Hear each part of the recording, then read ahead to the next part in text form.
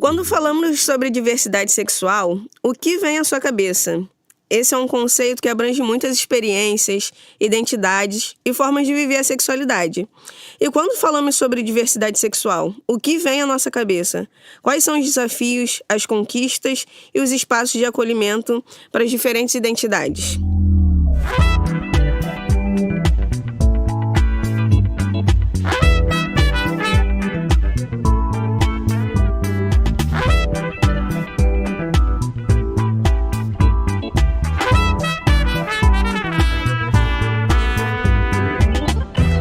Olá, eu sou a Débora Pinheiro, assistente de projetos da CEPIA, que esse ano completa 35 anos, e este é o 8º episódio do podcast da CEPIA. Em nosso podcast anterior, falamos sobre o trabalho não remunerado e de cuidados realizado pelas mulheres no Brasil. Depois, confere lá, curte e deixa seu comentário. É super importante pra gente ter o retorno de vocês sobre as temáticas trazidas aqui no podcast da CEPIA. Para trocar essa ideia com a gente, convidamos pessoas que fazem parte da comunidade LGBTQIAPN+. E para refletir conosco nessa temática de hoje, convidamos Danilo Castro, que é jornalista e DJ negro e LGBT, de 23 anos, cria da Zona Norte do Rio, escreve para veículos como Africanize e Voz das Comunidades. E já teve passagem no G-Show, site de entretenimento da Globo. Eu também queria agradecer esse convite, é minha primeira vez em um podcast, então estou muito feliz com essa oportunidade. Vamos nessa falar sobre diversidade e inclusão aí dentro desses aspectos, né, de saúde, política e comunicação também, né, e arte. Lua Brainer, Legendary Imperatriz Lua Brainer, transexual, favelada, negra, multiartista, comunicadora popular, produtora criativa e educadora de gênero e sociedade na Casa das Mulheres da Maré. Graduada de Teoria de Dança pela UFRJ, iniciou sua pesquisa na pós-graduação no Instituto Parentes em Étnico-Racial e Saúde Mental. Formada em Políticas Públicas pela Fundação Casa Fluminense, articuladora dentro do movimento cultural da Ballroom Rio, compõe o Fórum Estadual de Travestis e Transsexuais do Rio de Janeiro, trabalhou em diversos espaços artísticos e culturais a partir do equipamento Museu da Maré. Recebeu uma homenagem pública de reconhecimento, 2 menções honrosas de louvor pela Câmara Municipal dos Vereadores do Rio de Janeiro. Muito obrigada por estar aqui, por esse convite, né? Que a CEPIA me convidou. E é isso, vambora. Dani Rodrigues, cria da Vila Cruzeiro na Penha, mas pertencente atualmente do Engenho de Dentro. Facilitadora do Rap da Saúde, redutora de danos no CAPS 3 Lima Barreto, estudante de Serviço Social pela Celso Lisboa. Hoje ela luta para que a juventude preta viva com mais tranquilidade e que as pessoas com questão em saúde mental sejam reconhecidas enquanto cidadãos de direito. Primeiramente, queria saudar aqueles que me guiam e agradecer pela oportunidade de estar aqui. É muito bom estar com pessoas que a gente reconhece e se inspira. Lua Russo, enfermeira em formação pela Universidade Maurício de Nassau, pesquisadora no Latinas, grupo feminista sobre estudos em decolonialidade, trabalho e cuidado, da CNPq Fiocruz, técnica de enfermagem na Secretaria Municipal de Saúde do Rio de Janeiro, integrante do Comitê Técnico de Saúde da População Negra Carioca, terapeuta holística. Atua na promoção de saúde pelo ensino de filosofias, meditações, espiritualidade e autoconhecimento, além de educadora social pelo Instituto Federal de Ciências Sociais. Eu queria agradecer o convite da CEPIA, essa oportunidade maravilhosa. Bom, agradecemos a participação de todos vocês que aceitaram o convite da CEPIA, que estão aqui conosco, para a gente debater essa temática tão ampla e fundamental para ser trazida aqui neste podcast. Agora, antes de fazermos a nossa primeira pergunta, vamos trazer alguns dados que ajudam a contextualizar a importância dessa conversa. O percentual de brasileiros adultos que se declaram assexuais, lésbicas, gays, bissexuais e transgênero é de 12%, ou seja, cerca de 19 milhões de pessoas, levando-se em conta os dados populacionais do IBGE. É o que mostra um levantamento inédito conduzido por pesquisadores da Unesp e da USP e publicado na revista científica Nature Science Reports. A diversidade sexual é múltipla e dinâmica. Então, a gente quer saber quais letras da sigla LGBTQIA+, vocês se identificam e como foi o processo de autodescoberta até chegar a essa identificação. A gente pode aproveitar também para vocês falarem o pronome que vocês se identificam e que vocês querem ser chamados ao longo dessa conversa. Eu me identifico como homem cis, sou homem bissexual também, me sinto atraído por homens e mulheres em suas múltiplas identidades e acho que é isso, né? Como é que foi o seu processo de autodescoberta até chegar a essa identificação? Claro, isso aconteceu já desde criança, né? A gente sempre tinha essa noção do que a gente sentia, se atraía, do que a gente gostava também. Mas foi na adolescência realmente quando eu comecei a explorar, com 14 anos. E de lá pra cá, conheci um grupo de amigos que estavam também se descobrindo junto comigo, vivendo as primeiras experiências. E foi ali um momento chave pra mim, né? De entender quem eu era, enquanto também me conhecia. Mas também foi um processo um pouco difícil, porque embora entre esses amigos de colégio eu tava ali confortável de ser quem eu era dentro de casa, dentro da minha vizinhança, eu não tinha esse conforto ainda, né? De ser uma pessoa LGBTQ+, eu sempre tive aquele receio de pensar, será que eles vão me aceitar? Será que eu vou ser rejeitado pela minha família, pelos meus amigos de infância? Então, vivi assim a adolescência inteira com esse medo de realmente falar, olha, sou isso aqui, sou gay, sou bissexual, e foi bem difícil, né? Então, com 18 anos, depois que eu fui a minha segunda parada LGBTQ+, eu voltei pra casa e na segunda-feira, né, no dia seguinte, eu fui lá e fiz um chá revelação no Instagram. E aí todo mundo soube ao mesmo tempo, minha mãe, minha família, fiz um post assim, mas recebi muito amor. Mas mesmo com esse amor que eu recebi dos meus vizinhos, dos meus amigos, da minha família, eu ainda sentia um medo. Né, o medo de que fosse um amor falso, talvez. Medo de que as pessoas não fossem honestas comigo, né? Eu tinha medo, sei lá, da rejeição ou da ideia de ser rejeitado. Então, ainda mesmo depois dos 18 anos, até os 21, talvez ainda foi um processo realmente de me autoafirmar e de me reconhecer com confiança que é isso, eu sou isso e não posso ser diferente. Eu me reconheço enquanto travesti, né, dentro dessa sigla. Meu pronome é ela, dela. Eu sou uma mulher preta, afro-indígena, né, com toda essa ligação dentro do território do Complexo da Maré. Nasci e me criei ali dentro, né. Eu sempre fui a única travesti dentro da onde eu morei por bastante tempo, né, e moro. Então, eu transicionei, eu tinha 10 anos de idade.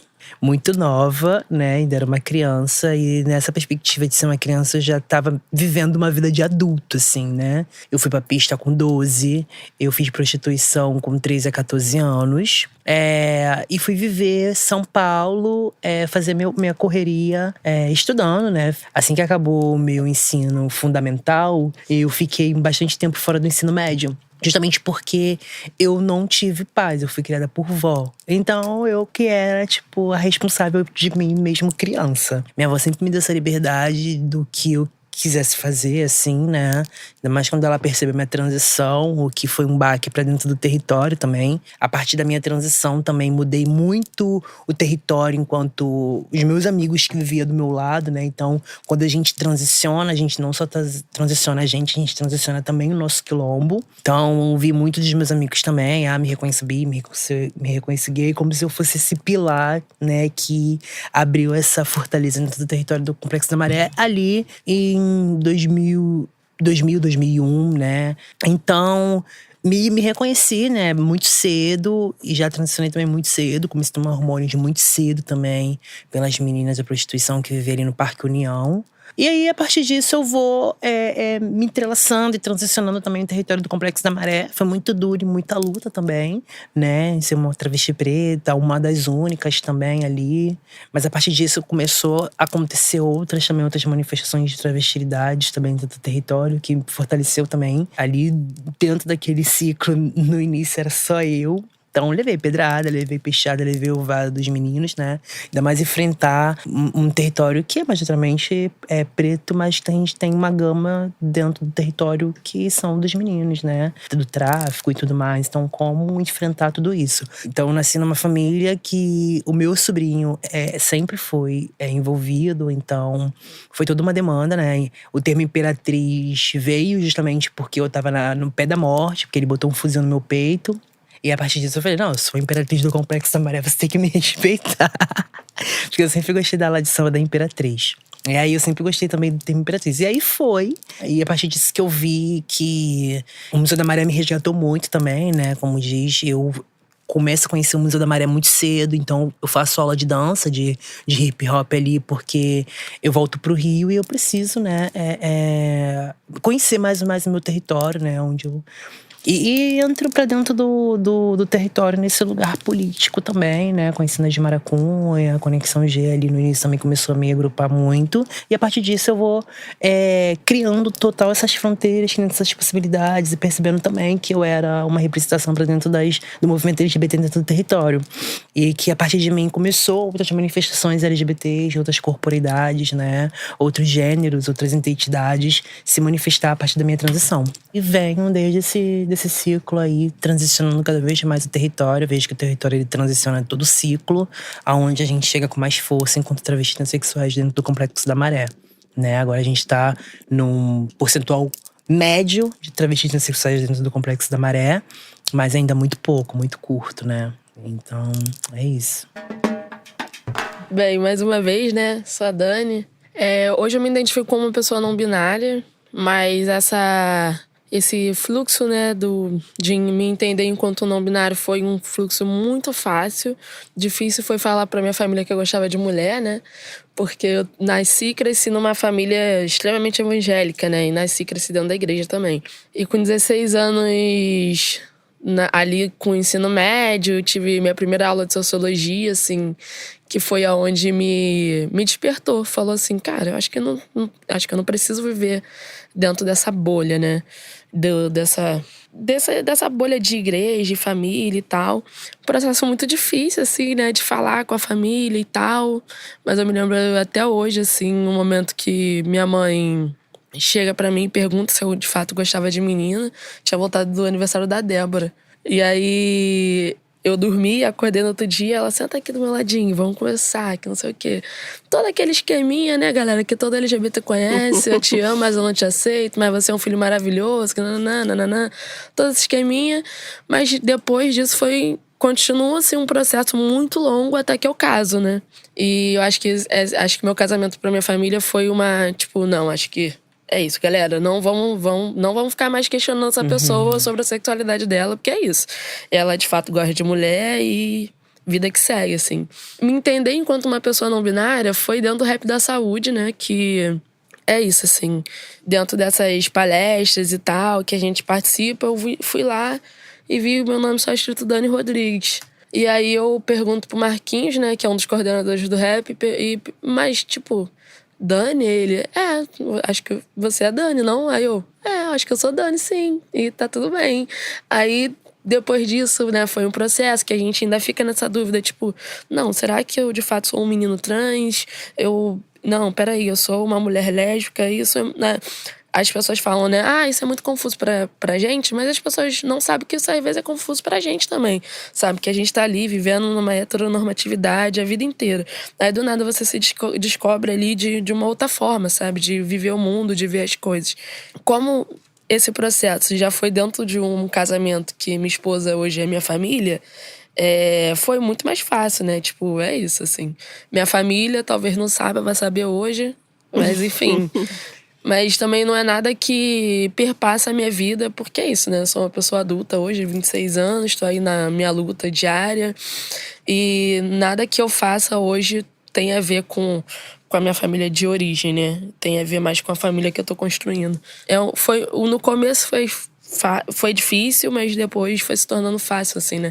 Porque é muito disso, né? Que a galera vem trazendo de ter pessoas que nos apoiam, ter uma galera parceira ali, sabe? Tipo, agradecer muito minhas irmãs que dentro desse processo, minhas irmãs de sangue mesmo, né? Dentro desse processo foram pessoas que estavam ali sempre dispostas a estar comigo nessa luta, assim, sabe? Enfrentando a família. Não, peraí, eu acho que você não tem que se meter nisso, sabe? E amigos, assim. É isso, né? A família que a gente vai construindo. Os meus amigos são as famílias que eu vou construindo. E hoje é isso, né? Eu tenho uma família que mora comigo. E isso que é muito importante pra mim, né? Em qualquer lugar que eu vou e qualquer lugar que eu esteja, mesa e tal, eu falo sobre o meu casamento por conta disso, assim, sabe? Porque pra gente que, tipo, é isso. Eu gosto de menina desde quando eu nasci. Eu falo isso pras pessoas. Eu sempre soube. E hoje, ser casada, assim, vai completamente fora daquela curva que as pessoas estavam tramando pra mim, sem entender que eu precisava tramar minha própria curva, assim, sabe? Mas é isso, assim. Esse processo foi assim. Gente, é uma coisa um pouco difícil, né? Porque, assim, mesmo que eu goste muito de falar, né? Mas falar de si é uma coisa que, para mim, ainda exige um pouco de trabalho. Sobre qual letra eu me encaixo, né, nesse arco-íris de identidades. Eu, hoje em dia, né, me entendo como uma pessoa trans, uma menina trans, né, uma mulher trans, só que eu não gosto muito desse termo, né, porque parece que a gente tem que se assemelhar, né, a uma cisgeneridade, que vai dizer como é que é essa mulher estética, né, dessa pessoa e tudo mais. Então, hoje em dia, até ainda, né, eu tenho 22 anos, então ainda estou num processo de descoberta, né, de autodescoberta, para me entender, talvez, como uma pessoa não binária e, enfim, alinhar essa questão de essência, né, dentro de mim com um rótulo, né, que as pessoas geralmente recorrem. Um pouco sobre minha trajetória, eu gostei muito da história da Lua, eu estava aqui, nossa, super identificada, porque, engraçado, né, nossos nomes são Lua, eu também venho de uma família, né, minha mãe professora, uma família de professores, né, e por parte de pai também, meu pai era do poder paralelo, meu pai era traficante, ele era um símbolo daquela masculinidade bem forte, bem marcada. Eu nunca tive, né, referências, né, durante a infância, durante a adolescência, eu nunca tive referências de moda pela qual eu pudesse me encaixar, né? Então, quando a gente, por exemplo, ia comprar roupa, ia a família toda comprar roupa, aí beleza. Eu nunca gostava de nada, eu nunca queria nada, né, porque eu não me identificava na estética, na performance comportamental. Eu era uma pessoa... Quem me conhecia antes da transição sabia que eu era muito introvertida, não falava, né, muito. Era uma pessoa que gostava, sei lá, de coisas que os meninos da minha idade jamais, né, iriam se identificar. E uma coisa que eu sempre ouvi muito durante a infância, né, foram as pressões, né, tanto da família quanto na escola. E aí, quando eu começo a conhecer um pouco mais desse casulo que era a minha família, eu começo a entender o mundo, né? Entender o mundo, entender a mim, entender, né? Ver outros padrões, ver outros exemplos e entender que o que havia aqui dentro não era algo errado, simplesmente era algo que não rompia essa bolha. E me aceitar, né, foi um processo de cura, muito de cura mesmo. Obviamente que a gente tem, como o Dani falou, né, essa coisa de te amo, mas não te aceito. É um começo difícil, né, porque nossos pais vêm de uma geração, né, que engendrou, né, dentro do psicológico deles que as meninas deviam se comportar daquela maneira, que os meninos deviam se comportar daquela maneira, e existia muito mais preconceito, muito mais discriminação do que hoje em dia. Hoje em dia a informação, ela democratizou os acessos, então a gente tem também que ter um processo assim de empatia, né, de entender o lugar do outro, e acho que foi muito esse meu processo, né. Diferentemente da maioria das pessoas trans, né, eu tive boas oportunidades de estudo, de acesso, e que hoje em dia eu sou até uma pessoa um pouco obcecada, sabe, um pouco perfeccionista, porque é isso, né, eu sempre ouvi assim, pô, negra, pobre, aí, né, a estética é uma coisa muito particular, né, é feia, é preta, pobre, eu ficava assim, pô, tem que ser inteligente, né, então eu gostava muito, uma coisa que eu nunca deixei de ter para mim foi a questão do estudo, e eu posso ser o que eu quiser, eu posso ser quem eu for, as pessoas podem me julgar pelo que elas quiserem. Eu trabalho com várias pessoas, né, que são terrivelmente LGBTfóbicas, talvez por não acesso, né, à informação, talvez porque realmente é o que elas decidem ser, né, repudiar a minha existência, mas elas têm que aceitar. Eu sou uma pessoa que eu garanto excelência, eu quero garantir excelência na questão profissional, científica. Entende esse lugar, né, da gente não estar só na esquina, da gente não estar só na vulnerabilidade, mas da gente estar na produção de conhecimento, da gente estar na produção de políticas públicas, como todos aqui estão, né? Eu acho que a gente está muito nesse lugar, né, de reivindicar um espaço, né, em cidadania. Gente, que histórias, né? E é muito legal vocês toparem expor, né, um pouco da vida de vocês, porque é dar acesso a muitos outros jovens, a muitos outros adolescentes que não tem espaço, né, para ter essa conversa. Então, nesse podcast, talvez seja um momento de que esses jovens e adolescentes também escutem e vão vendo ali sua vida acontecendo também. A diversidade sexual e de gênero, ela é um campo vasto e cheio de nuances. A sexualidade, ela é fluida, como vimos na discussão sobre as letras da sigla LGBTQIA+.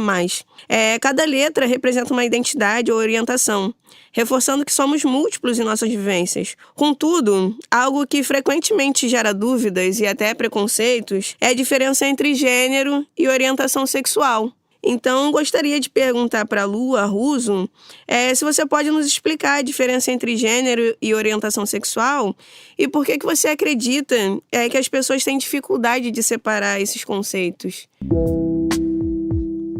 Comparando diversas opiniões científicas e diversas opiniões populares por parte dos movimentos sociais, a gente pode dizer que gênero é uma performance estética, né, e comportamental. Eu gosto muito de usar como referência, por exemplo, a lei do gênero, né? Tem ali dizendo que, na lei do gênero, diz que todas as coisas na natureza têm o seu polo masculino e o seu polo feminino. E aí, quando as sociedades ocidentalizadas, né, a Europa e as Américas colonizadas, elas vão performar gênero nesse lugar justamente da biológica, né? Então, se você tem uma conformação anatômica X, né, você vai ter que assumir papéis sociais adequados, intrinsecamente ligados a essa apresentação. Então, se eu tenho falo, né, um pênis,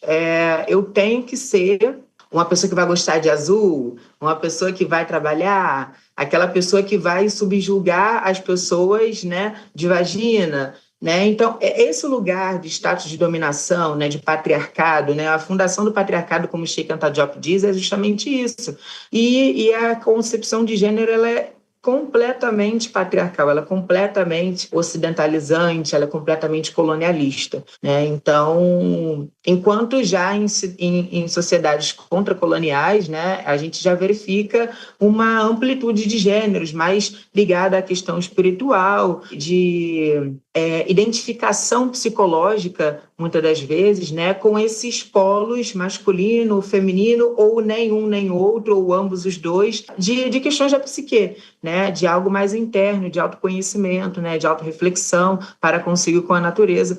Isso é gênero, né, de uma forma geral. É a expressão de estética, ou seja, a interface que o seu corpo faz com o mundo, e comportamental, como essa consciência, né, esse ser pensante que tem em cada pessoa quando vem a vida, né, quando a gente é concebido ali, parido, e a gente vai interpretando os elementos, os significados, né, do mundo. Essa concepção ela vai evoluindo conforme a gente tem contato com a nossa família, a gente tem contato com a nossa escola, com os nossos colegas de sala, com a arquitetura do mundo. E a sexualidade ela vai também sendo, né, desenvolvida, a identidade de gênero, né, a sexualidade num sentido de orientação, ela vai dar por afinidade, né? Então é por questões hormonais, é por questões de conformação neurológica, enfim, a afinidade, o afeto, né? E a libido, ela vai se dar de uma forma que os estudos, né, de psicologia, da medicina, né, de sexualidade, ela já dá conta, né? Então não é questão de você escolher, é a questão de que nós somos seres da natureza, né? O ser humano ele não está distinguido da natureza, né? Ele está incorporado nela e como todas as coisas são diversas, a humanidade também é. Muito obrigada, Lua. A gente vê, né, que frequentemente essa é uma questão, né, que as pessoas até, às vezes, por desconhecimento ou por questões de preconceito mesmo, né, usam o termo opção sexual. E a gente sabe que não é uma opção, né? Uma escolha nesse sentido. Então, muito obrigada. Sabemos que, infelizmente, as violências contra a comunidade LGBTQIA+, ainda são muito presentes e precisam ser discutidas com seriedade e urgência. Até para a gente pensar também as políticas públicas que podem ser elaboradas. No entanto, nesse episódio, a gente gostaria de concentrar nossas energias em destacar os pontos positivos, as potências e as inspirações que emergem dessa pauta. Afinal, mesmo em contextos adversos, as pessoas LGBT têm mostrado uma incrível capacidade de resistência, de reinvenção e de liderança. E aí eu queria saber de vocês se vocês acreditam que é possível ser uma referência e uma potência enquanto se está enfrentando violências. E como transformar essas dores em força e inspiração para outras pessoas. Eu acho que a gente começa a se enxergar enquanto referência quando a gente vê aquele brilho no olhar da pessoa, aquele mesmo brilho que a gente tinha quando via uma pessoa, tipo, na nossa frente, que era referência pra gente, sabe? Não sei no trabalho de vocês, mas a gente consegue enxergar isso no rap, a gente consegue enxergar isso no Caps, assim, de uma galera que enxerga que sem a gente aquilo não seria possível, assim, sabe? É isso, assim. E aí no Caps tem não sei se é por conta da idade ou por conta da vivência que a galera, mas a juventude, ela se referencia muito a mim, uns colegas, assim, mais jovens, né? Então, tipo, vou contar uma vitória, assim, pra gente, que é um usuário do CAPS, que a gente acabou de ajudar ele a se inscrever pra fazer o curso de atualização e redução de danos da Fiocruz. O mesmo curso que eu fiz, assim. E depois que acabou, a gente... ele ficou hiper emocionado e tal. E, inclusive, escreveu na carta de intenção dele que ele conhece a redução de danos a partir das referências dele. E ele fala, tipo, não, minha referência era você e Letícia, que é uma outra funcionária do CAPS também, assim, sabe? Então, a gente começa a se enxergar enquanto referência dentro desses espaços quando a galera chega pra gente e fala, tu foi uma referência pra mim. Ou senão, quando a gente vê, a gente consegue sentir, sabe? Não sei se vocês são de energia, mas eu sou, capto muita energia da galera, tá ligado? E a galera me passa essa energia de que, tipo, não, você é minha referência. Se acontecer alguma coisa comigo, eu sei que eu posso recorrer a você, igual uma vez eu já recorri a alguém, assim, sabe? Eu acho que é isso, assim. Eu acho que, pra mim, hoje não existe nada mais gratificante do que ser referência pra alguém. Porque eu sei o quão difícil é o mercado de trabalho, principalmente a comunicação, né? Eu tenho 23 anos, então eu sei que o que eu já alcancei sendo uma pessoa LGBTQIA+, sendo uma pessoa negra, sendo uma pessoa da favela, não é uma coisa fácil. Então, quando eu chego nesses espaços e eu ocupo esses espaços, né, que não são espaços construídos para a gente, também sou DJ, hoje sou da Africanize e do Voz das Comunidades, né? Então, quando eu tenho meu trabalho exposto, quando alguém chega em mim e fala, poxa, é isso, acho que eu também consigo chegar. Sendo, enfim, uma pessoa LGBT que fala sobre temas LGBTQIA+, dentro desses espaços, né? Porque ali eu contribuía também para isso, para trazer, eu como jornalista, trazer pautas que falassem sobre essas temáticas. As pessoas conseguiam se ver tanto nas matérias, né? Se reconhecerem a partir do que eu contava com história, como também se reconhecer através da minha trajetória como uma pessoa que ocupa esses espaços como jornalista. E quando alguém chega para mim e fala... Cara, adoro seu trabalho é muito legal, me inspiro em você, quero ser um dia jornalista, quero um dia, enfim, trabalhar na empresa X ou Y. É isso, você também consegue, porque a gente trabalha muito durante sua, não é fácil a jornada, mas é gratificante, porque é isso, é possível a gente chegar lá. E às vezes parece muito difícil, porque a jornada ela é dura.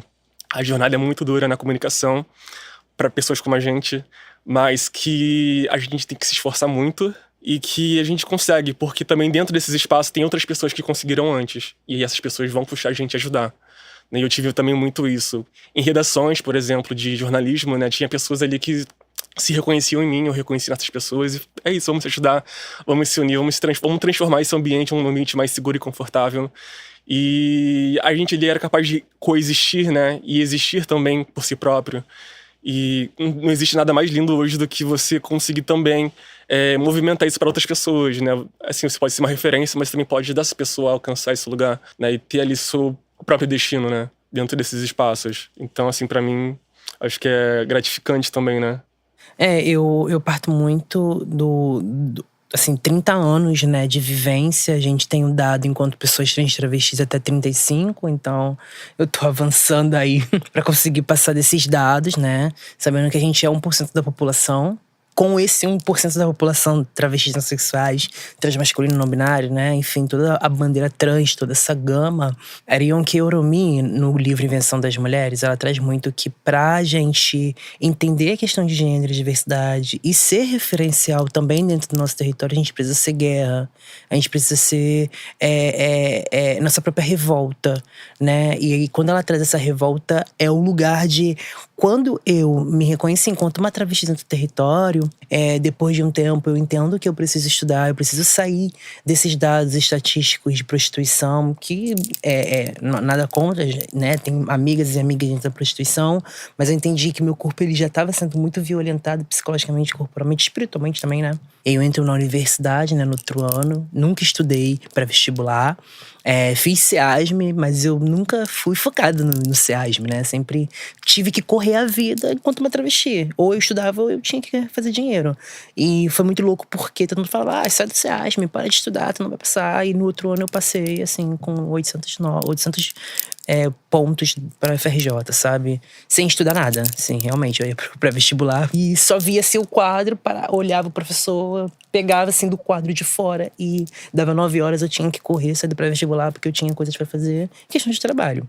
Então, foi muito louco, assim, que eu não consegui me formar no pré-vestibular, mas consegui entrar pra uma federal.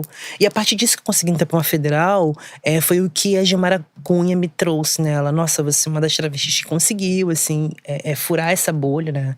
Eu sou a única da família toda, da linhagem da minha família que entrou pra FRJ. Eu via muito dos meus familiares que era um sonho dos meus primos, de irmãos, e ninguém nunca tinha conseguido entrar. Entanto que eu tenho um irmão lá que trabalha como auxiliar de serviços gerais e eu estudando. Variavelmente, a gente não se fala por conta da transfobia dele, mas respeito por ser um homem negro. Mas diversas vezes eu vejo ele, às vezes assim, quando eu ia pro bandejão, ele passando e olhando, tipo assim… tipo, realmente, né? Eu aqui nos serviços gerais e a travesti estudando e tendo bolsas, enfim, né? Mas sendo uma referência também pra família, tipo, né? Antes de apontar o dedo pro meu corpo, saiba que, calma, reflita onde eu estou chegando. E ser uma referência é entender quem veio antes, né? Gilmara Cunha, Giovanna Baby, a própria Erika Hilton também, né? Indianara Siqueira, né? Que tem aí um livro agora. Então é entender toda essa gama de traviarcas, né? Que a gente traz. E antes de tudo, Chica Manicongo, né? Que é a nossa traviarca aí da nossa história brasileira, a primeira travesti da história. Quem acompanha o Twitch tá vendo que as travestis corpos trans estão fazendo no Twitch, né?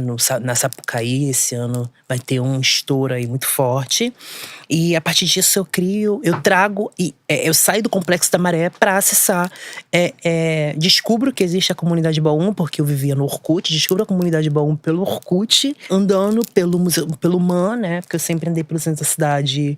Conheço Diego Cazu e ele me ensina sobre a cultura ballroom, que é uma comunidade que, né, tem uma história de uma travesti, né? De Cristal LaBeija. Foi a primeira travesti norte-americana, enfim, tem toda uma história. E 2020, 2021, né, pandemia, eu e meu irmão, né, ensino que é meu filho, eu chamo de filho, ensino ele sobre a comunidade ballroom, e a partir disso a gente vai criando dentro da comunidade esse lugar de como a gente pode trazer a comunidade ballroom para dentro dos territórios de favela, né? Onde a gente vê, mas é uma comunidade norte-americana, tá, mas é uma comunidade norte-americana que existiu em favelas, né? Bronx, no Harlem, né? E como ela pode existir nas favelas do Rio de Janeiro também. Então, acho que essa é a missão da Baum na Maré. E aí, eu crio a Baum na Maré, né? Nessa missão de… Nossa, eu, enquanto uma travesti, eu tinha que sair da maré para poder aprender a ballroom. E por que não a ballroom ser do território do Complexo da Maré e ensinar sobre diversidade, sobre direitos sexuais, sobre políticas públicas para essas copas? Então, essa é a missão. Então, eu entendi que eu comecei a ser uma referência a partir das necessidades que eu já não tinha. E eu criei essas necessidades para que outras crianças trans travestis possam ser seguras dentro do território, porque eu não tive. Eu já quase fui pro ralo, né? Como diz, eu quase fui morta pelo meu primo de fuzil por ser uma travesti. Então, a partir disso, eu comecei a dar outros starts, assim, da minha vida, outros amadurecimentos também. Então, trago isso, assim, acho que referência quando a gente olha pra trás, né? E olha nossas antigas, nossas ancestrais, nossas traviarcas. Fazer essa missão sankofa da sociedade. Quando eu penso, gente, em desafios, né, que todos nós enfrentamos, como é que foi a minha trajetória, né, dos desafios, dos enfrentamentos, das referências? Eu tenho algumas referências assim para citar. Eu sou muito grata a essas pessoas, né, que foi a Andréa Brasil, a liderança do Capacitrans, Rio de Janeiro. Ela me falou um dia assim: olha, eu acho que você tem potencial para trabalhar enquanto alguém que vai servir ao público, né? Uma pessoa ali como agente de funcionária pública e tal. E aí ela falou: tá rolando um processo seletivo na SEDES, né? Na Coordenadoria Executiva de Diversidade Sexual, ainda na gestão do Sr. Carlos Tufson, né? E aí eu fiz esse processo seletivo, passei, meu primeiro emprego mesmo, né? Formal e tudo mais, e a partir dali, como uma pessoa super jovem, se descobrindo ainda, né? Eu consegui chegar nesse lugar. A gente tem que sempre ser mais, né? Acho que todas as pessoas que trabalham, né, em um emprego formal têm a necessidade interna de ter que ser mais, ter sempre que estar à frente. E eu passei muito por esse processo, sabe? Tem também, né, a Liz Lemes, né, que é outra travesti maravilhosa, que sempre me impulsionou muito, né, dentro dessa própria instituição que estou falando. Né, hoje em dia, referências que eu tenho, assim, que... Lógico, né, toda a minha comunidade LGBT, mas em especial duas pessoas, né, duas mulheres cis e héteros, né, que são ambas Cristiane, né, uma é Cristiane Vicente, né, acho que todo mundo conhece, né, do Grupo Gestor de Saúde da População Negra, da nossa Secretaria de Saúde, né, daqui do Rio, e também a Cristiane Batista, que é a líder do Latinas, né, que é o grupo, né, que eu faço parte, né, o grupo de pesquisa em que eu faço parte. Então, são essas grandíssimas referências que eu tenho, que me impulsionam a cada dia, sabe, para não desistir, porque eu só tenho 22 anos. Não parece, as pessoas esquecem, né, quando me ouvem falar, mas eu só tenho 22 anos. E eu sinto muita pressão para a gente sempre estar tendo que produzir essa sociedade, né, da produtividade, que dá uma enlouquecida na gente, mas eu sinto muito essa questão, né, de sempre ter que estar nas agendas, sempre, né, ter que estar ali engajada. E eu fico muito feliz enquanto uma pessoa trans, sabe, enquanto uma pessoa que, os pais eram do complexo do Quitungo, eu me criei, né, no complexo da Pedreira, e tá ocupando, sabe, alguns espaços que eu jamais, gente, imaginei que eu estaria. Quando eu entrei pro Latinas, antes um pouco de entrar pro Latinas, eu estava descendo assim, né, que eu sou acompanhada, eu sou usuária do ambulatório do INI, e aí quando eu descia pelo carrinho, né, eu olhava assim a paisagem, né, da instituição. E eu ficava pensando assim, caramba, um dia eu não vou ser usuária, um dia eu não vou ser só cliente, um dia eu não vou ser só um número, um objeto de pesquisa para uma pessoa cis, branca, enfim, publicar. Eu vou ser a pesquisadora, eu vou fazer a pesquisa, eu vou estar ali, seja na bancada, seja beira-leito, eu quero estar na pesquisa. Acabou que nem na bancada, nem em beira-leito eu estou, né? Uma produção de pesquisa mais acadêmica. Enfim, acho que esses foram alguns desafios que eu fui tendo e eu preciso ver pessoas, né, como eu, né? Hoje em dia a CEDIPA tem, né, um coletivo, né, de pessoas trans, né, na Fiocruz, que é gente, a maior instituição de pesquisa, né, a nível do Brasil, né, em saúde, né? Em saúde. Então, a gente precisa estar nesses espaços, sabe? De referência, a gente precisa estar nesses espaços. Não existia esse conceito trans, essa experiência trans antes de Christine Jorgens, antes de alguns ícones, né, da psiquiatria, alguns ícones da cirurgia plástica que foram, assim, eu estou falando de livros, né, do que a cisgeneiritude produziu, escreveu sobre nós, né, sobre a nossa experiência, né, para nos afirmar se você é uma pessoa trans, se você não é uma pessoa trans, se você é isso ou aquilo.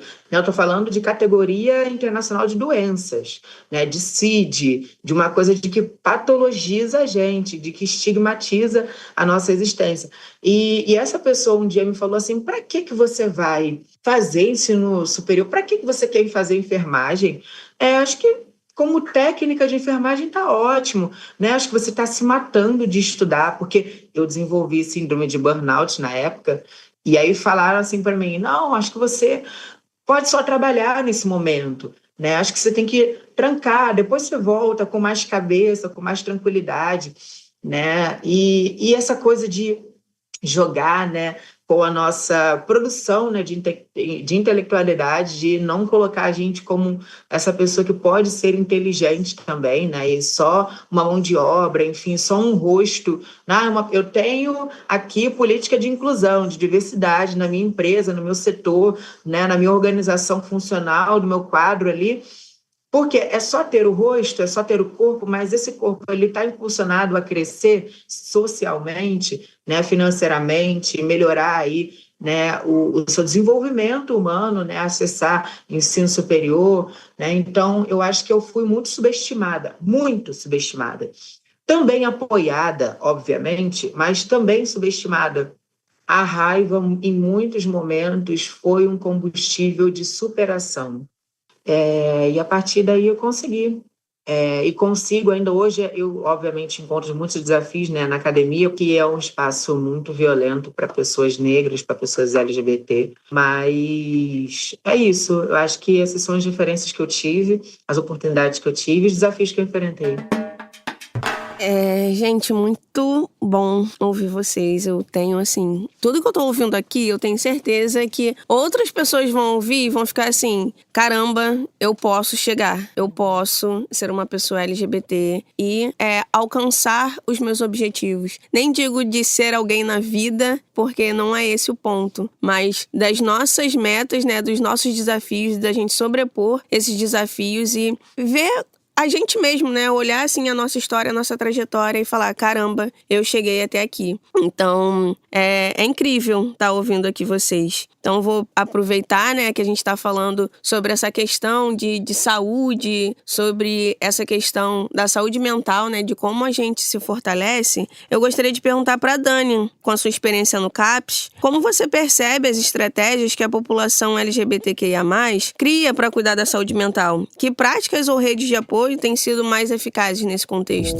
Eu acho que, antes de tudo, né, vamos explicar o que é a CAPS, que é a rede Centro de Atenção Psicossocial, que fica dentro da RAPS, que é a Rede de Atenção Psicossocial, né? A estratégia é entender que eles podem chegar, que a saúde, por muito tempo, para muitas das populações pretas e LGBTs, pra gente era uma barreira. Quando criança, se não fosse minha mãe, talvez eu não chegasse num serviço de saúde, entendeu? Conforme a gente vai crescendo, vai vendo, e eu vou vendo também que essa galera que tá aqui comigo, uma galera LGBTQIAPN+, também tem essa barreira do mesmo jeito que eu tive, porque a gente não sabe como é que a gente vai ser tratado nesse espaço, como em qualquer outro espaço, né? Mas é isso, né? A partir do momento que a gente monta estratégias pra essa galera chegar, a galera começa a estar mais disposta a estar dentro do serviço. Porque é isso, né? O CAPS, ele é um serviço de portas abertas, mas a gente também precisa que a galera esteja com a gente pra gente explicar ali, né, qual a melhor maneira de lidar com a população. Eu trabalho com redução de danos, né? Uma estratégia que a gente monta ali junto com o usuário pra ele ou parar ou viver ali, né, com a droga, né, que eu trabalho com essa galera de álcool e drogas. Eu acho que é importante deixar claro, assim, que a redução de danos, ela começa com a população de rua, principalmente pessoas trans e travestis que estavam na rua, né, que elas mesmas foram montando suas próprias estratégias de redução de danos para ajudar outras populações, né. Quando a gente tá ali no serviço e mostra pra galera que é possível chegar, a galera começa a chegar mais, assim. Eu percebo muito dentro desse espaço, assim, do CAPES, quando as pessoas me veem, que é isso, né? Eu não sou uma pessoa que performa feminilidade, mas é isso, né? Eu sou uma pessoa não binária que meus pronomes são a ou o. Então, quando as pessoas me chamam de a Dani, eles veem que a Dani sou eu, assim, a galera fica mais à vontade de chegar. Entendeu? Tanto que eu atendo, assim, muitos meninos trans, assim, e na minha equipe não tem muitas mulheres trans ou travestis. Por sua maioria, meninos trans que se sentem mais à vontade de conversar comigo, assim. Então, quando é isso, né? A saúde abre esse espaço para a população LGBT, a gente consegue entender que a galera consegue se chegar mais. E eu acredito que são essas estratégias que a gente vai montando com cuidado, né? De ter mais pessoas como eles dentro daquele espaço que eles entendem de cuidado. O CAPES é um espaço de cuidado para todos, assim, que quiser chegar, é só chegar, sabe? Se a gente entender que o seu caso ele pode ser tratado por um outro tipo de serviço, né? Por outro tipo de dispositivo de saúde, a gente vai te encaminhar, assim, como qualquer outro profissional, dentro de clínica da família, dentro de ambulatórios, dentro de hospitais, entendeu? Então, acho que é uma das estratégias que a gente tá criando, assim, que eu vejo cada vez mais se chegando, é ter pessoas LGBTQIAPN+, dentro desses espaços enquanto trabalhadores, não enquanto usuários. A gente faz muito trabalho com a galera que tá ali em situação de rua. Na verdade, não é situação de rua, eu vou me corrigir, porque um dia eu fui falar isso perto de uma pessoa que de fato vivia dentro da situação. Nessa situação, eles falaram que eles eram moradores de calçada, até porque eles não ficam no meio da rua, senão eles vão ser atropelados. E a partir desse momento, eles são, né, pra mim, eles são moradores de calçada, que eles ficam de fato na calçada, né? A gente trabalha muito com essa galera e, infelizmente mesmo, muita dessa galera que a gente vê é essa galera LGBT, né? Que a gente sabe que é isso, eu me considero uma pessoa muito privilegiada por ter muito estudo, assim, sabe? Que é isso, né? A gente tá ali, né, vivendo dentro dessa vulnerabilidade e tal. O que eu vou fazer? Eu vou estudar, porque eu sei que eu vou conseguir dinheiro, né, pra me sustentar através do meu estudo, né? E a gente sabe que aquela galera ali não teve tanta oportunidade, a gente nunca sabe, né, de fato porque que a galera tá ali, mas a gente tenta ajudar da melhor forma, assim, sabe? O CAPES é esse tipo de serviço, assim. Inclusive, a gente monta um programa terapêutico singular, que é isso, né? O CAPES que eu trabalho é um CAPES 3, de acolhimento à crise. Então, tipo, a gente consegue oferecer banho, a gente consegue oferecer alimento, a gente consegue oferecer um cuidado ali que a pessoa queira, né? Não é uma parada que é impositiva. Você tem um outro tipo de cuidado, né? Pelo menos é isso, né? Eu trago uma carga do CAPES que eu trabalho, né? Eu já trabalho lá há 2 anos, graças a Deus. Que é isso, eu nunca fiquei tão feliz de ter CLT. Mas é isso, assim, sabe? De ter pessoas como nós dentro desses espaços, para que outras pessoas reconheçam que eles podem ser, além de ser cuidado, podem ser a próxima pessoa que está ali no teu lugar, né? Muito importante você falar sobre o que é o CAPES, explicar para as pessoas que estão ouvindo e também deixar esse recado, né, que a porta do CAPES é uma porta que está aberta para que as pessoas possam chegar. E você tocou num ponto que é muito importante, né, porque cuidar de saúde para a população LGBT, às vezes é difícil chegar até ali, né? Porque você pensa numa mulher lésbica que vai ser atendida no SUS por um ginecologista ou uma ginecologista, e aí pensa, né? Como é que vai ser esse tratamento? Será que esse profissional vai me respeitar? Então, eu acho que quando a pessoa chega nesses espaços de atendimento, de acolhimento, e vem uma pessoa como elas, ali tudo muda, né? A primeira vez que eu fui procurar ali um cuidado mais íntimo, né, o ginecologista, é isso, né, na clínica da família não tem essa especialidade, mas tem o médico da saúde ali, que vai te ajudar, enfim. Fui completamente negligenciada, assim, de uma forma, assim, que me causou dores até o momento que eu entro no rap, que eu entendo que eu tenho meus direitos, né. Tive minha primeira relação sexual e foi com uma menina, que é isso, né. Nunca tive nenhum tipo de relação com homens cis e tal, e nem homens trans, que eu não gosto da figura homem, né? Eu não gosto, enfim, pra me relacionar. Nada contra, mas enfim. Por eu não ter me relacionado com um homem, a pessoa que tava lá me atendendo, ela falou que eu não precisava de cuidado.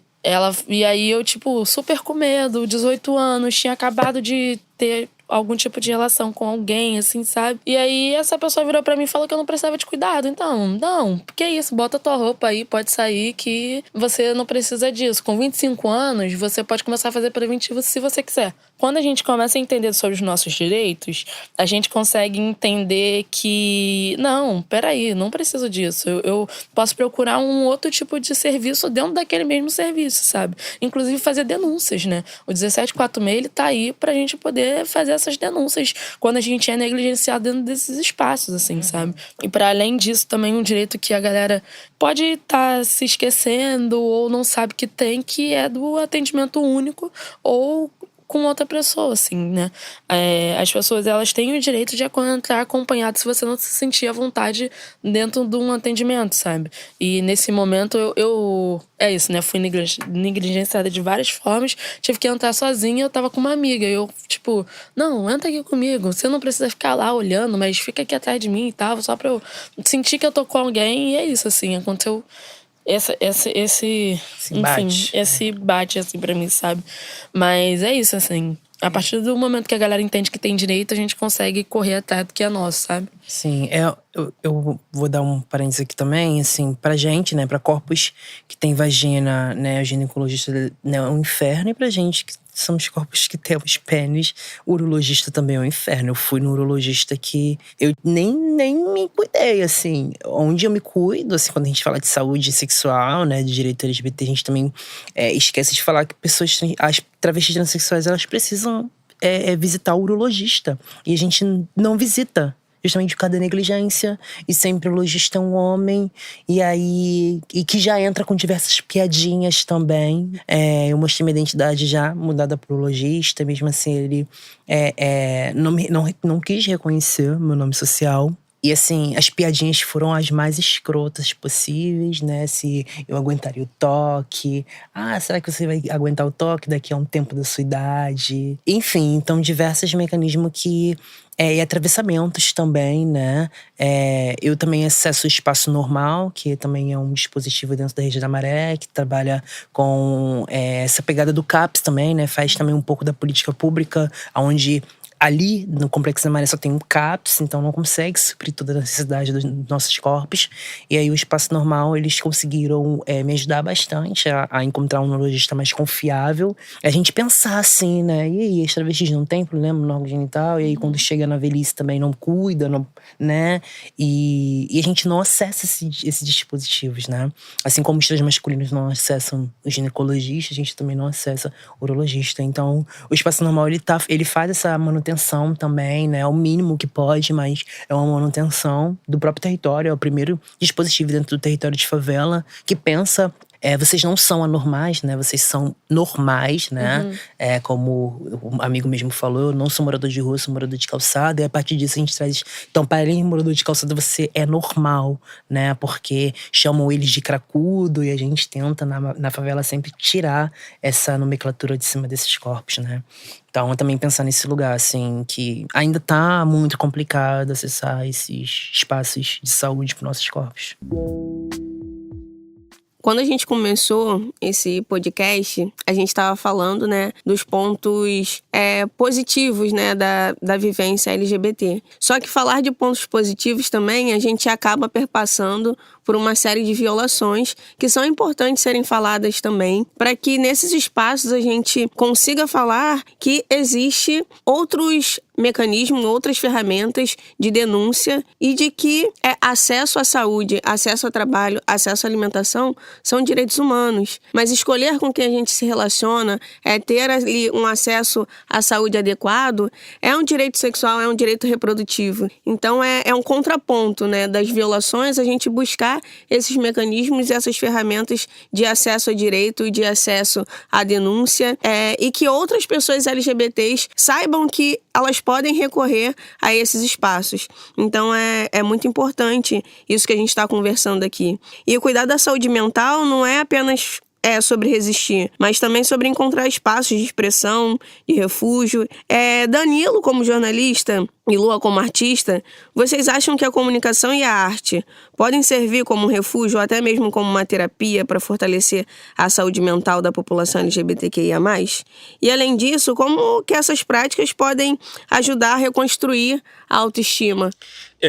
Eu acho que a comunicação e a arte, elas salvaram a minha vida, sabe? Acho que desde criança eu sempre fui uma criança muito criativa, muito imaginatória, muito fora da caixinha. Então, estava sempre ali bolando as ideias e criando histórias e criando, enfim, coisas, criando vida através da arte, através da comunicação. Então, quando eu cresço e eu me encontro profissionalmente dentro desses espaços, pra mim é como se realmente minha vida fizesse um sentido muito grande. E eu tive muita sorte que eu sempre tive um objetivo muito claro dentro das minhas escolhas, né? Que eram profissionais, são profissionais, né? Eu sei quais lugares eu queria ocupar, quais lugares eu queria chegar. E dentro disso eu comecei a trabalhar com pessoas, né, e dentro de empresas que me possibilitavam também ser criativo, me possibilitavam também trazer pautas e temáticas, né, que fizessem sentido com quem eu sou também.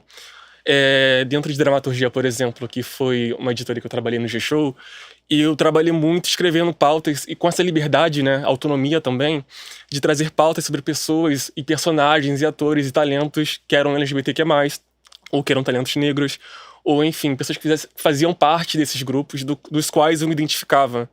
E dentro da minha trajetória em outros veículos, né, como Africanize, como Voz das Comunidades, eu também tenho esse espaço de trazer essas histórias, né, de poder falar sobre pessoas nas quais eu me vejo, nas quais eu assemelho. E isso é muito importante, porque a comunicação, né, a gente está se comunicando ali com o outro. E dentro dessa área, que é o jornalismo, publicidade, marketing, relações públicas, a gente encontra um grupo muito grande de pessoas LGBTQIA+. Isso existe, isso faz parte. Graças a Deus, hoje, a gente tem políticas de incentivo, políticas de diversidade e inclusão dentro de muitas das empresas. Embora hoje a gente veja aí um retrocesso político no mundo, no Brasil, por enquanto, assim, espero que continue, a diversidade ainda é um ponto a ser discutido, que é discutido dentro dessas empresas, mas o que pode melhorar, ou o que pode ser, enfim, trabalhado ainda mais, ajustado, né? Que existe um trabalho interno e externo. Interno das empresas, né? Quando as empresas, elas pegam e potencializam essas políticas de inclusão e diversidade. Dentro de todos os lugares que eu trabalhei com grupos L, G e B, mas onde estavam as pessoas trans, travestis, transmasculinos dentro desses espaços, né? Quase não existiam. Então, é um trabalho ainda contínuo, porque não adianta a gente fazer publicidade e colocar pessoas negras, colocar pessoas LGBTs, que é mais dentro, em frente às câmeras, se as decisões tomadas por trás são pessoas brancas, são pessoas heteronormativas, são pessoas cis, né? Que é o que acontece muito. E externamente, eu como comunicador, como jornalista, e desde então a minha trajetória sempre foi isso, sempre trazer coisas no quais eu me identificava e nos quais faziam sentido comigo, com o que eu acredito, com a minha luta, com a minha identidade, né? E hoje, como jornalista na Africanize e no Voz, para mim é muito importante ainda potencializar vozes como essa. É difícil. Então, assim, como comunicador, como jornalista, meu papel, como em geral, é a gente continuar trazendo esses debates. E não só debates de violência, não só pautas de violência. Não falar sobre só violência de pessoas negras, pessoas trans e pessoas LGBTs em geral. É falar sobre coisas boas, positivas também, né? Falar sobre projetos no audiovisual, na cultura, na política. Enfim, é um trabalho duro, grande, mas que é possível também. Né? É possível a gente construir, né, um espaço seguro, tanto interno quanto externo. Mas aí não depende só da gente, depende, enfim, da sociedade, das empresas, de quem assina a caneta e, enfim, no geral, é um trabalho coletivo. E a gente vai chegar lá, se Deus quiser. Sim. Eu falo, assim, abrindo as portas quando eu falo de arte, né? E aí eu venho pra comunidade Ballroom, né? Eu vou soletrar Ballroom, porque muita galera não sabe, né? BALLROM. A gente tem uma página, né? Que é @Ballroom na Maré ou Ballroom Rio. E aí, o que é Ballroom? Ballroom é um salão de baile, né? português traduzido, né? Salão de baile. É onde acontece toda essa festa, né? Toda essa resistência. Desde década de 50 em Nova York, né? No Harlem, no Bronx. E a partir disso a comunidade Bom vai crescendo, vai criando outras linguagens, vai se chegando mais linguagens corpóreas de movimento artístico, né? De performance a partir da revista Vogue. Então, e a partir disso também a gente traz esse lugar de familiaridade, de entendimento que nem todas as corpos trans, travestis, LGBT, né? Em geral, nunca teve uma família. E a partir disso eu trago, assim… e qual é os avanços que a comunidade Ballroom tá tendo enquanto arte? A Erika Hilton, no dia 29, acabou de criar uma PL, né? Que a gente agora vai ser um patrimônio cultural e material. A gente tem o patrimônio cultural e material, que é o funk, dentro do Brasil. E agora a gente vai ter a comunidade Ballroom. Esse é um avanço. A gente pensa em avanços LGBTs culturais, de arte. E agora as deputadas trans travestis aqui do Rio, como Dani Balbi, como Beni Brioli, estão acessando também a comunidade, né? Mas é isso, assim, como a comunidade contribui, a comunidade Bom contribui para fortaleza, né?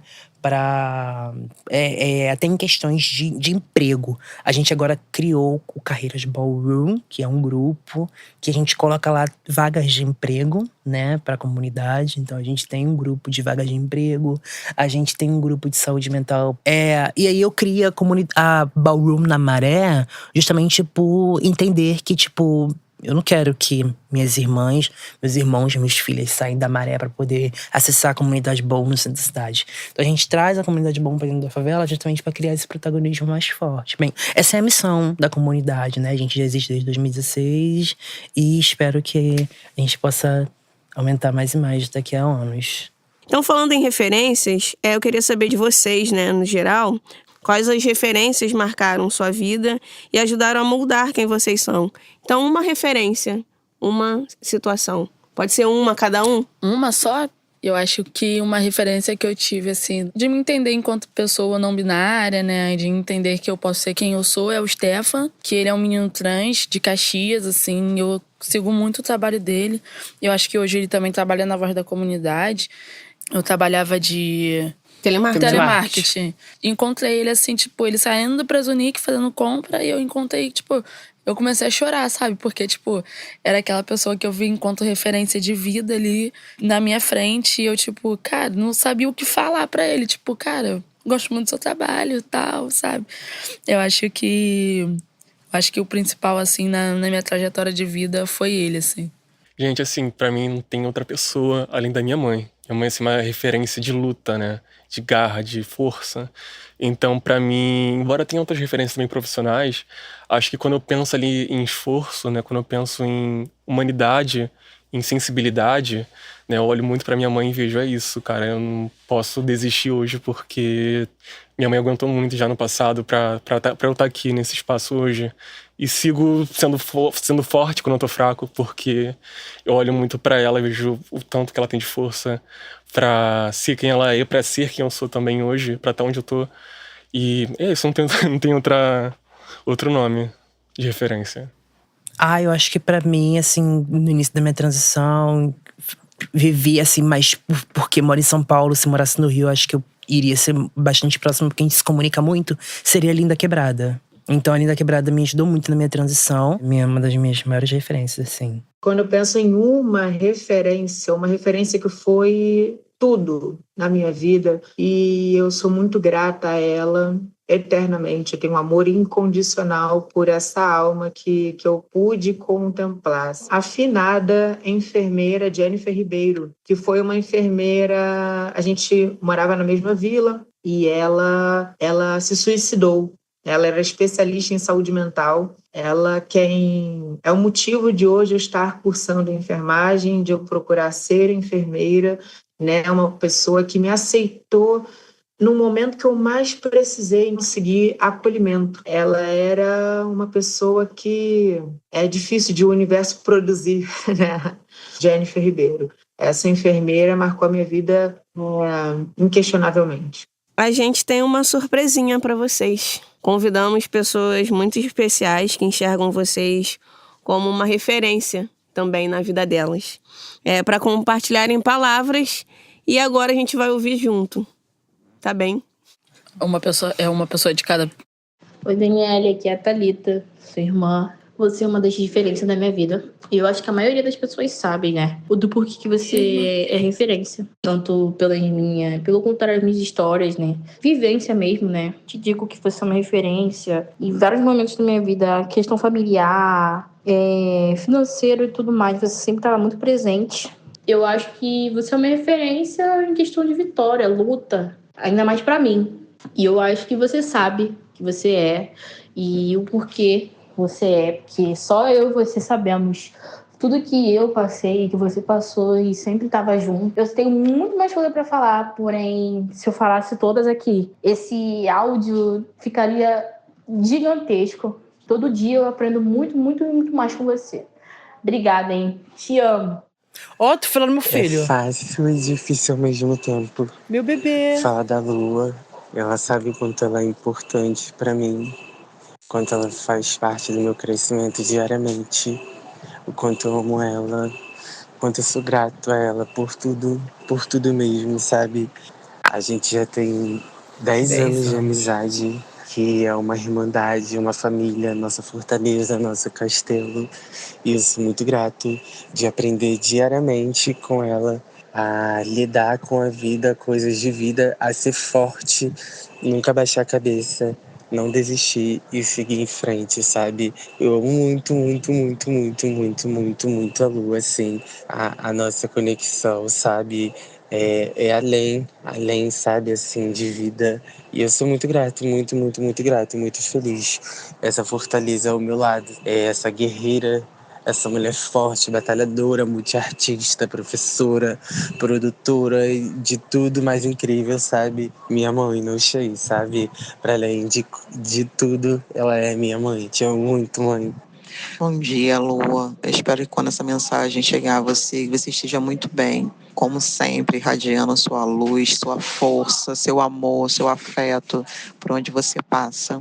Que você continue sendo essa mulher determinada, ainda que jovem, mas cheia de sabedoria, de força, de conhecimento, compartilhando com todos ao seu redor. Tenho muito orgulho de ser sua amiga, tenho muito orgulho de caminhar com você, tenho muito orgulho da pessoa que você vem se transformando, da pessoa que você vem se tornando a cada dia.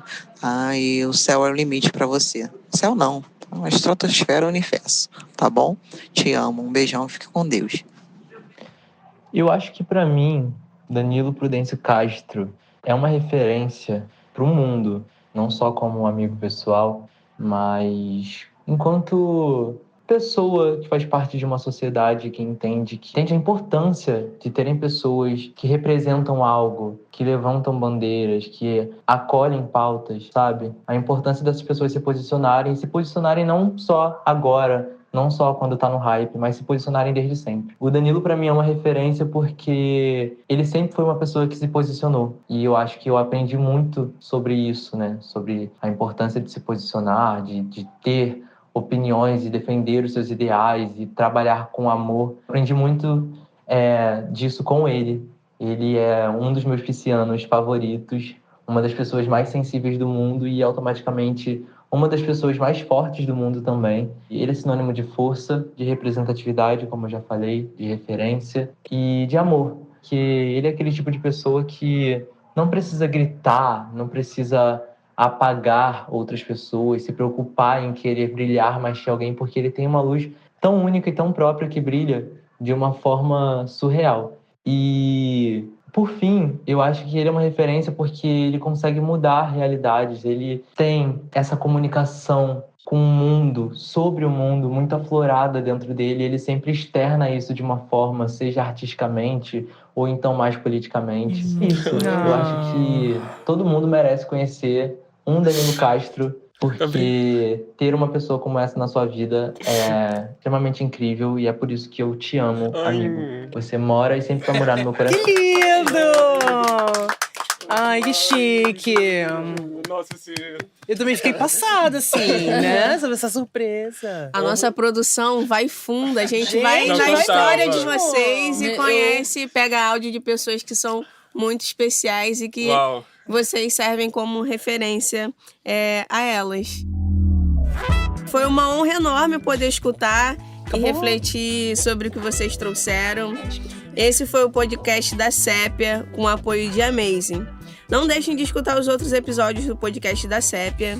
E é isso. Tchau, pessoal. Tchau, pessoal. Obrigado. Tchau. Gente, tremendo aqui. Beijo.